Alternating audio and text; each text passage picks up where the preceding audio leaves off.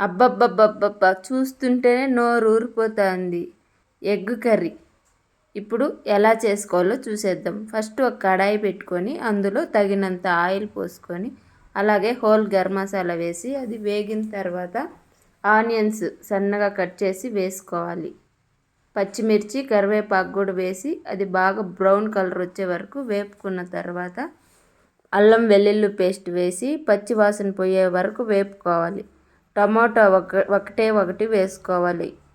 ఎక్కువ వేసుకున్నామంటే పులుపు వస్తుంది కాబట్టి ఒకటి వేసుకోవాలి.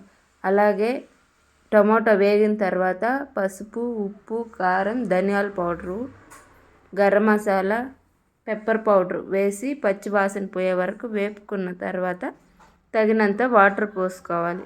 ఇప్పుడు వీడియోలో చూపించిన విధంగా ఎగ్స్ని ఈ విధంగా వేసుకోవాలి.